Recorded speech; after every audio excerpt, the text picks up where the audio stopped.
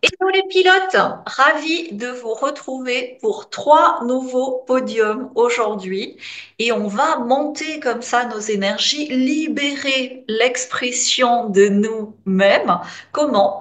Ben, comme nous y invite l'ère du Verseau, hashtag 2025, c'est-à-dire je dis ma vérité de façon large, autant que possible ben, sur Internet, hein, c'est ce qui nous permet de contacter le maximum de belles âmes.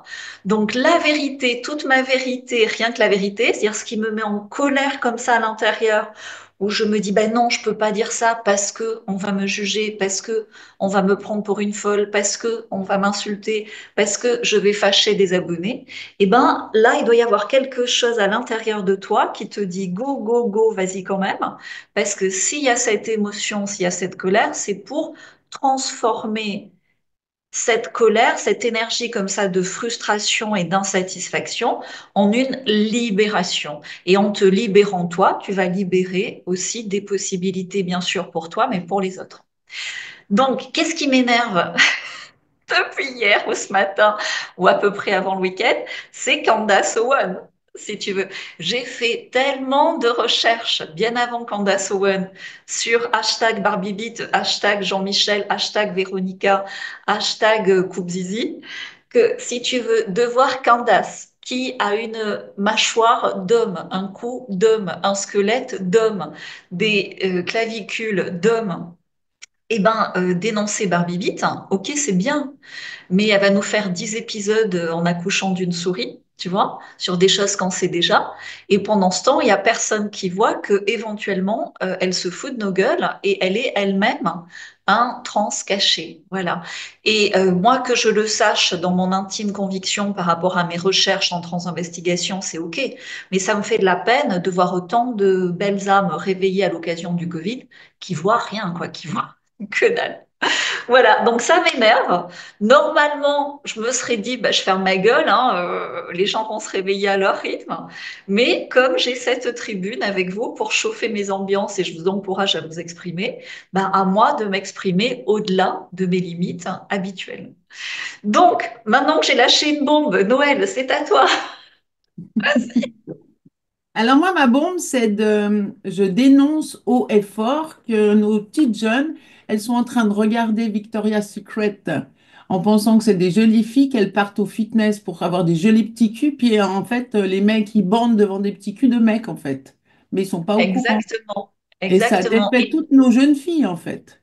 Ouais, ouais, et ça fait qu'elles se sentent pas bien, que la moindre cellulite ben, les met dans un malaise, tu vois. Et ça fait aussi que elles se mettent des standards inatteignables.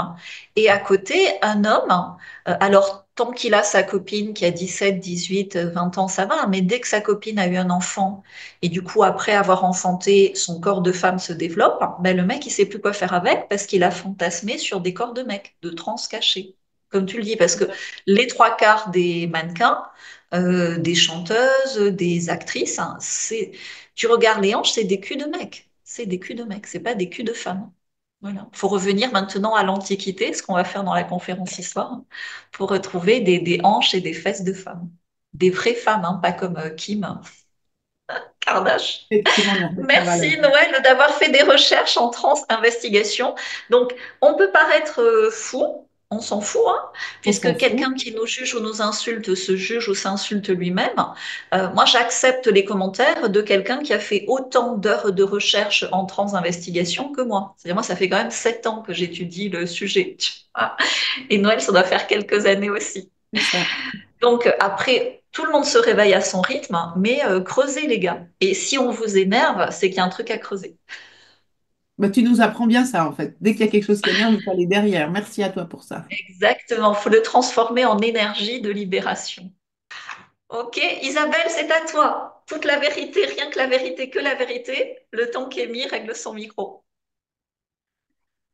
Alors moi, ce qui m'énerve au plus haut point, c'est de voir beaucoup de personnes en fait qui n'ont pas conscience de leur potentiel et qui sont engluées comme ça dans cette masse de noirceur et de vulnérabilité.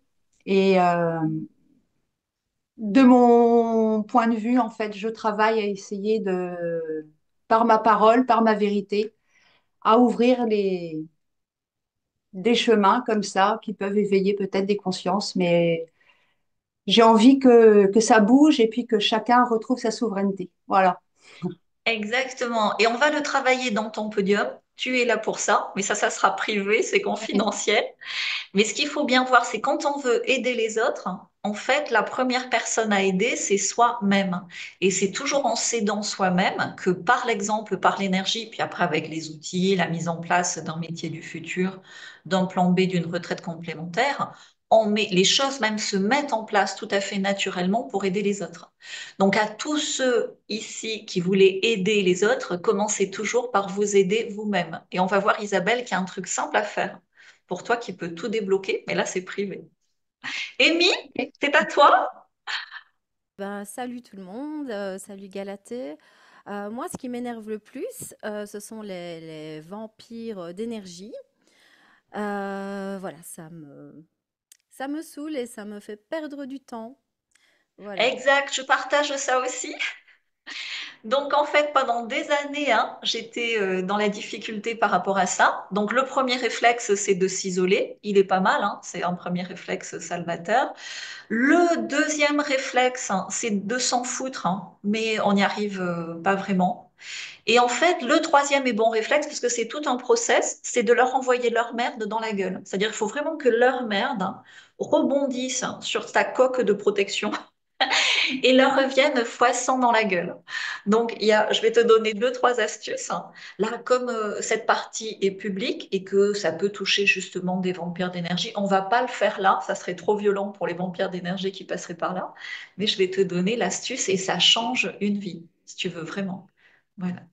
Donc, Marion, belle Marion, tu nous mettras un super jingle là et on passe en privé sur vos podiums. La fin du monde, tel que nous le connaissons, se profile à l'horizon. De nombreux signes confirment son arrivée imminente. Le système perverti de nos sociétés dévoile ses faiblesses à la vue de tous. Crise économique, pénurie, épidémie sont devenus des termes qui alimentent l'inquiétude et le désarroi. Pourtant, au cœur de cette tempête, Galatée futurologue, l'oracle hors système, nous rappelle notre puissance intérieure, notre potentiel à tous. Tandis que les autres seront emportés par la tempête, ceux qui sauront réveiller leur potentiel brilleront au milieu du chaos en créant un futur désirable.